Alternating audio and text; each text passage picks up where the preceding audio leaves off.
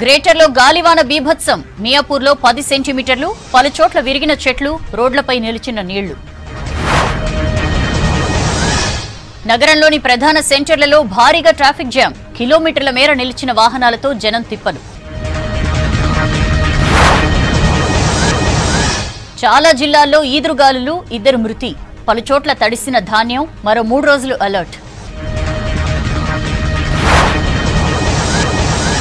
మేడిగడ్డను పరిశీలించిన justice PC Ghosh committee. తాత్కాలిక చర్యలపై ఎన్డీఎస్ఏ రిపోర్టులో సూచనలు. రైతు భరోసా నిధుల విడుదల ఆపాలన్న ఈసీ. మే 13 తర్వాత పంపిణీ చేసుకోవచ్చని ఆదేశం.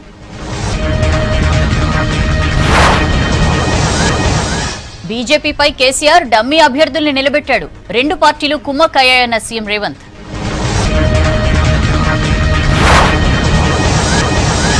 రిజర్వేషన్లు ఎత్తేసేందుకు బీజేపీ కుట్రలన్న భట్టి. రైతు భరోసాపై కేంద్రం అడ్డంకులేంటన్న శ్రీధర్ బాబు. రాజ్యాంగాన్ని రద్దు చేయాలని కాంగ్రెసే కోరుకుంటుంది. ఉగ్రవాదులకు కాంగ్రెస్ క్లీన్ చిట్ ఇచ్చిందన్న మోదీ.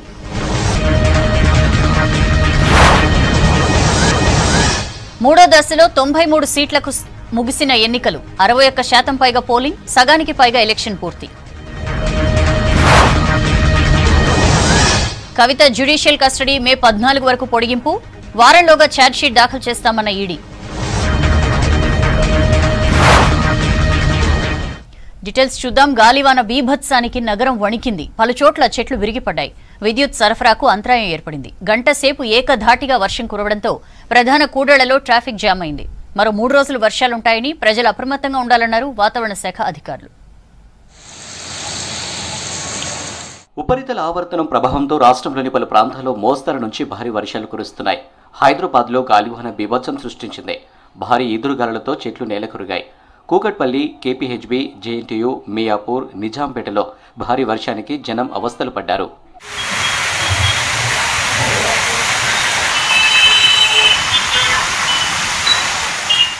సిటీలో పలుచోట్ల వడగండ్ల వాన కురిసింది. గంటకు పైగా కురిసిన కుండపోత వానకు నగరం అతలాకుతలమైంది. ఉప్పల్ స్టేడియం దగ్గర గాలివాన బీభత్సానికి వాహనదారులు ఇబ్బంది పడ్డారు. కృష్ణనగర్ రోడ్డుపై భారీ వృక్షాలు కూలడంతో వాహనదారులకు ప్రమాదం తప్పింది.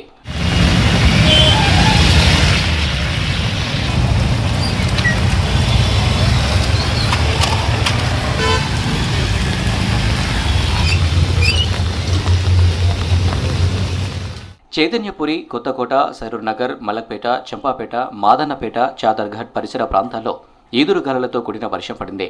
సాలార్జంగ్ మ్యూజియం దగ్గర ఈదురుగాలులకు చెట్లు నేలకొరిగాయి. దీంతో పలు ప్రాంతాల్లో విద్యుత్ సరఫరాకు అంతరాయం ఏర్పడింది.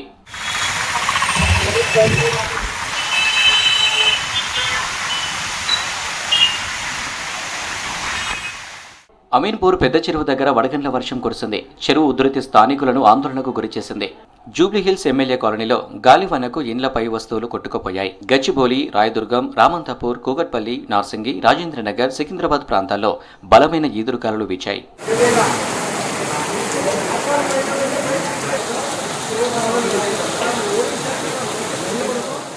సిటీ శివారు ప్రాంతాలైన శేలింగంపల్లి, ఇబ్రాహీంపట్నంలోనూ వర్షం దంచికొట్టింది. పలుచోట్ల విద్యుత్ స్తంభాలు విరిగిపడ్డాయి. అకాల వర్షంతో నగరంలో పలుచోట్ల భారీగా ట్రాఫిక్ జామ్ అయింది. ఎల్బీనగర్లో కిలోమీటర్ల కొద్ది వాహనాలు నిలిచిపోయాయి. మియాపూర్ మెట్రో స్టేషన్ కింద వాహనదారులు ఆగడంతో భారీగా ట్రాఫిక్ జామ్ అయింది. మెహదీపట్నం, మాసబ్ ట్యాంక్, లగడికపుల్, అబిడ్స్, కోటిలో ట్రాఫిక్ ఇబ్బందులు తప్పలేదు.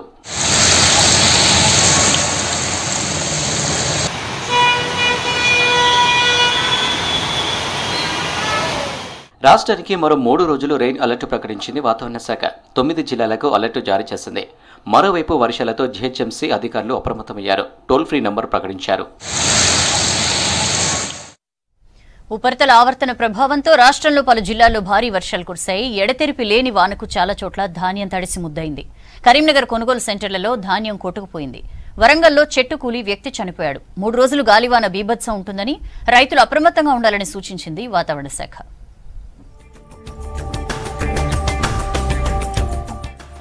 రాష్ట్రంలోని పలు జిల్లాల్లో భారీ వర్షం కురిసింది. కరీంనగర్ జిల్లా గన్నేరువరం మండల ఐకేపీ సెంటర్లో వర్షానికి ధాన్యం తడిసి ముద్దయింది.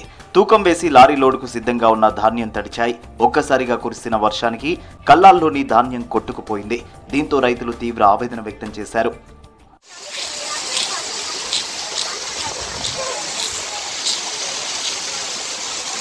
అయిపోతాం. రైతులను పట్టించుకోవాలి, ప్రభుత్వం మమ్మల్ని పట్టించుకోవాలి. ఇట్నే అయిపోతే ఎందుకు కూడా కొరగాకుండా అయిపోతాం. ఇప్పటి నుంచి కూడా రేపటి నుంచి కూడా మమ్మల్ని జర ఇబ్బంది పడకుండా చేయాలి. ఇంకా వర్షాలు ఉన్నాయట. ఆదిలాబాద్, ఖమ్మం జిల్లాల్లో ఈదురుగాలులతో కూడిన వర్షం పడింది. భద్రాద్రి కొత్తగూడెం జిల్లాలో వాన దంచి కొట్టింది. ఇల్లందు మండలంలో ఈదురుగాలులతో కూడిన వర్షం పడింది.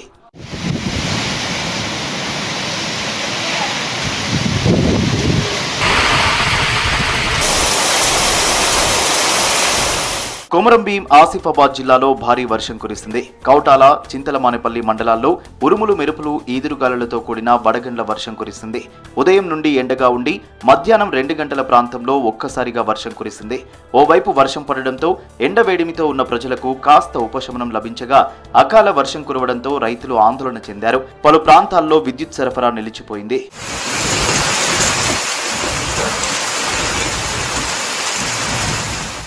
ములుగు జిల్లా ఏటూరు నాగారం ఏజెన్సీలో అకాల వానకు కొనుగోలు కేంద్రాల్లో ధాన్యం తడిసిపోయింది. చేతికొచ్చిన పంట నీటి పాలవడంతో ఆవేదన వ్యక్తం చేస్తున్నారు రైతులు. కొనుగోళ్లకు నోచుకోక ధాన్యం వర్షానికి తడిసిపోయిందని కన్నీరు పెడుతున్నారు. వెంటనే ధాన్యం కొనుగోళ్లు ప్రారంభించి తీవ్ర నష్టం జరగకుండా ఆదుకోవాలని ప్రభుత్వాన్ని వేడుకుంటున్నారు. కోసిన పంట మా చేతికి రాదు, మాకు భయం అయితే ప్రభుత్వం ఆదుకోవాలి. కొందరు సెంటర్ వాళ్ళు తొందరపడి మా పంటను తీసుకునేటట్టు చేయండి, మమ్మల్ని కొంచెం ఆదుకోండి. మళ్ళీ వర్షం వచ్చేటట్టున్నది, మళ్ళీ నానేటట్టున్నాయి. వాటి ఎవరు కొనాలి, ఏం కథ తొందరగా దయచేసి కొనాలి. వరంగల్ జిల్లాలోనూ వర్షం దంచికొట్టింది. మోకాల్లోతు నీళ్లు రోడ్డుపై ప్రవహించాయి. బట్టల బజారులోని వెంకటేశ్వర ఆలయ పరిసర ప్రాంతాల్లో వరద నీటిలో బైకులు చిక్కుకున్నాయి. పెద్దపల్లి జిల్లా సుల్తానాబాద్, ఓదెల, కాల్వ శ్రీరాంపూర్ మండలాల్లో ఈదురుగాలుల వాన కురిసింది. కొనుగోలు కేంద్రాల్లో ధాన్యం తడిసి ముద్దయింది.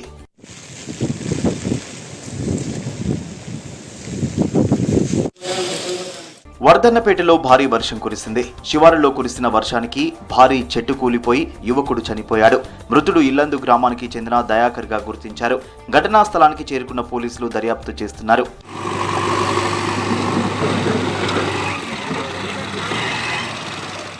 నల్గొండ జిల్లాలోనూ భారీ వర్షం కురిసింది. దాదాపు గంటకు పైగా కురిసిన వర్షానికి వాహనదారులు తీవ్ర ఇబ్బంది పడ్డారు.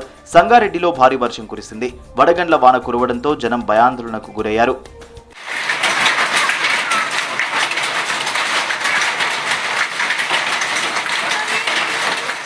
మరో 3 రోజులు వర్షాలుండడంతో రైతులు అప్రమత్తంగా ఉండాలని అధికారులు సూచించారు. కల్లాల్లో ఉన్న ధాన్యాన్ని సేఫ్ ప్లేస్లకు తరలించుకోవాలని సూచించారు.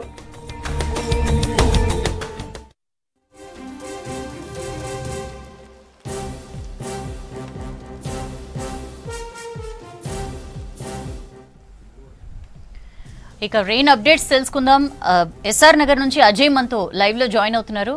అజయ్, ఎలాంటి ఎఫెక్ట్ ఉంది? అక్కడ ఏమైనా ట్రాఫిక్ మూవ్ అవుతుందా? మళ్ళీ వర్షం స్టార్ట్ అయినట్లు తెలుస్తోంది.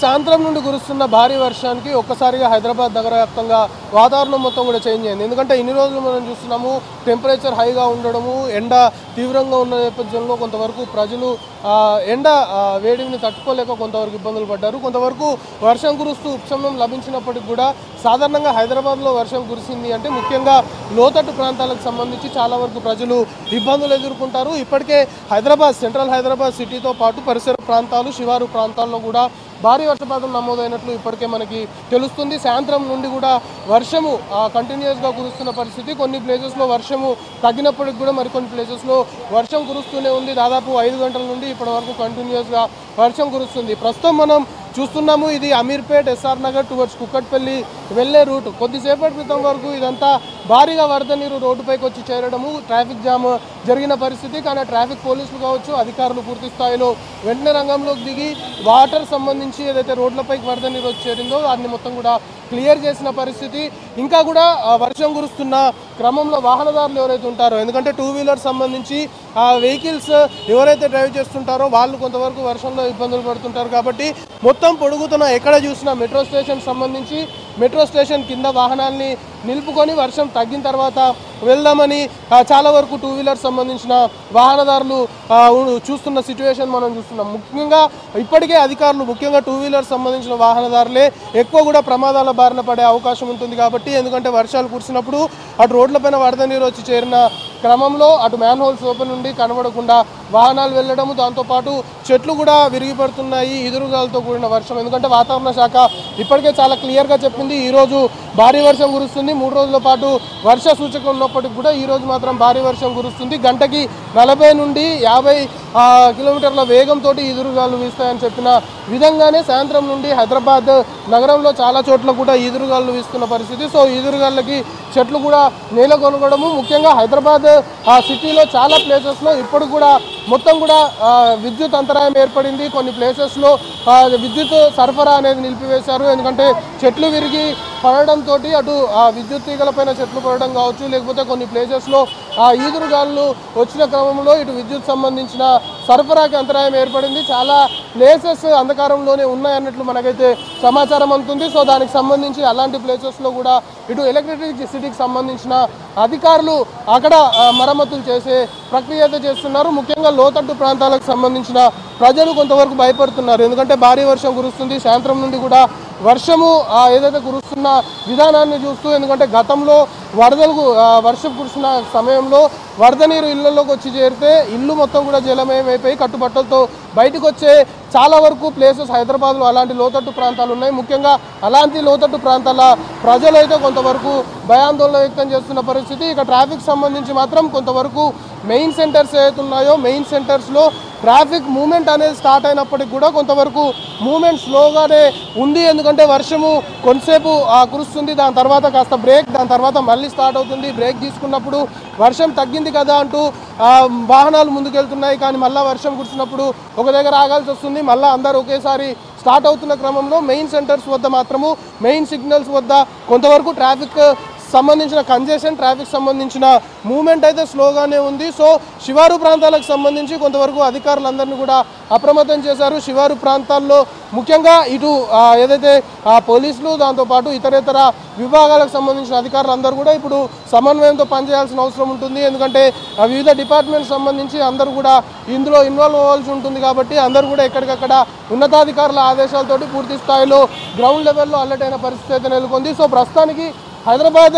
నగర వ్యాప్తంగా కురుస్తున్న వర్షానికి సంబంధించి ముఖ్యంగా లోతట్టు ప్రాంతాల్లో కొంతవరకు ప్రజలు భయాందోళన వ్యక్తం చేస్తుంటే, మరోవైపు రోడ్లపైన మ్యాన్ హోల్స్ ఓపెన్గా ఉండడం కావచ్చు, లేకపోతే ఇతరేతర ప్రమాదాలు జరిగే అవకాశం ఉంటుంది. కాబట్టి ముఖ్యంగా రోడ్డుపైకి వచ్చి ట్రాఫిక్లో చిక్కుకోకుండా ఇబ్బందులు పడకుండా ఉండాలి అంటే మాత్రం అత్యవసరమైతే తప్ప బయటికి రావద్దు అనే అప్పీల్ మాత్రం ట్రాఫిక్ పోలీసు చేస్తున్నారు. సౌజన్య.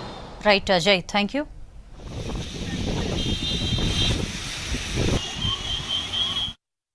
కాంగ్రెస్ ను ఓడించేందుకు బీజేపీతో కేసీఆర్ లోపాయికారి ఒప్పందం చేసుకున్నారని ఆరోపించారు సీఎం రేవంత్ రెడ్డి. ఒప్పందంలో భాగంగానే బీఆర్ఎస్ నేతలను బీజేపీలోకి పంపుతున్నాడని చెప్పారు. వరంగల్ జిల్లా హన్మకొండ ఈస్ట్ కార్నర్ మీటింగ్ లో మాట్లాడిన సీఎం బీజేపీ బీఆర్ఎస్ పై తీవ్ర విమర్శలు చేశారు. బీజేపీ మళ్లొస్తే అత్యంత ప్రమాదకారిగా మారుతుందని హెచ్చరించారు మంత్రులు. సెక్యులర్ పార్టీ కాంగ్రెస్ ను గెలిపించాలని పిలుపునిచ్చారు. కాంగ్రెస్ ను దెబ్బతీసేందుకు బీజేపీతో కలిసి కేసీఆర్ కుట్ర చేస్తున్నారని ఆరోపించారు CM Revanth Reddy. Hanamkonda corner meeting లో పాల్గొన్న రేవంత్ బీజేపీ బీఆర్ఎస్ పార్టీలపై తీవ్ర విమర్శలు చేశారు. బీజేపీని గెలిపించడం కోసమే కేసీఆర్ తన డమ్మీ అభ్యర్థులను నిలబెట్టాడని చెప్పారు. బీఆర్ఎస్ నేతలు నగదు నారాయణ రాజకీయాలు చేస్తున్నారని ఆరోపించారు. ఇవాళ కాంగ్రెస్ ను దెబ్బతీయడానికి చీకట్లో ఒప్పందం చేసుకొని దొంగ దెబ్బ కొట్టాలన్న కుట్రతోటి బీఆర్ఎస్ నాయకుని బీజేపీలకు పంపించి బీఆర్ఎస్ నుంచి ఒక డమ్మీ అభ్యర్థిని పెట్టి పాపం అతన్ని ఉత్తగా నిశానగా ఎక్కడైనా కొత్త భవనం మనం కట్టుకుంటే దాని ముందలో దిష్టి బొమ్మ పెట్టుకుంటాం మనం. అట్లనే ఇవాళ బీఆర్ఎస్ వాళ్ళు వాళ్ళ అభ్యర్థిని ముందల పెట్టుకొని వెనకంగా బీజేపీని గెలిపించాలని ఈ నాయకుడిని అందులోకి పంపించి అందులో టికెట్ ఇప్పి బీజేపీ దేశానికి అత్యంత ప్రమాదకరమన్నారు డిప్యూటీ సీఎం భట్టి విక్రమార్క. రిజర్వేషన్లు ఎత్తేసేందుకు బీజేపీ కుట్ర చేస్తుందన్నారు. హైదరాబాద్ గాంధీ భవన్లో మీడియాతో మాట్లాడారు భట్టి. రిజర్వేషన్లు ఎత్తేసేందుకు మోదీ 400 సీట్లు అడుగుతున్నారని ఫైర్ అయ్యారు. భారతీయ జనతా పార్టీ ఎప్పుడు అవకాశం దొరుకుతుందా అప్పుడు ఈ దేశంలో భారత రాజ్యాంగం ద్వారా ఆనాటి కాంగ్రెస్ ప్రభుత్వాలు ఇచ్చినటువంటి రిజర్వేషన్ని ఎప్పుడు తొలగిద్దామా అనేటువంటి ఆతృతతో ఎదురు చూస్తూ ఉన్నాయి. మాకు 400 సీట్లు ఇవ్వండి, మేము చేయాల్సింది చాలా ఉన్నాయి, భారత రాజ్యాంగాన్ని కూడా మార్చేయాల్సింది ఉంది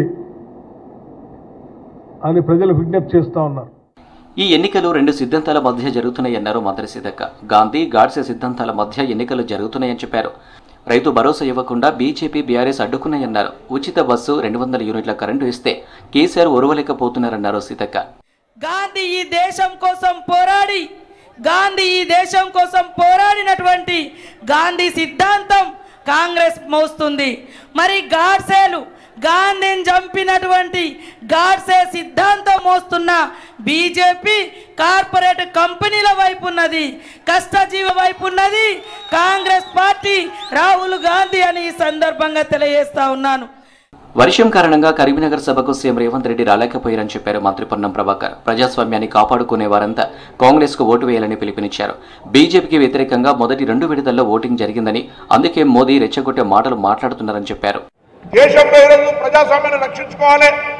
రాబోయే కాలంలో ఒకవేళ భారతీయ జనతా పార్టీ అధికారంలోకి వస్తే ప్రజాస్వామ్యానికి పెనుముప్పు అనేటువంటి మాట మొదటగా ఉత్తర భారతదేశంలో చాలా మంది ఆలోచన చేసి మొదటి ఫేజ్ 2వ ఫేజ్లో వ్యతిరేకంగా ఓటు వచ్చింది కాబట్టి ప్రధానమంత్రి స్థాయికి దిగజారి ఈ దేశంలో ఉన్న ఆస్తులను ముస్లింలకు వస్తారని చెప్తా ఉన్నాడు ఇలా ప్రధానమంత్రి.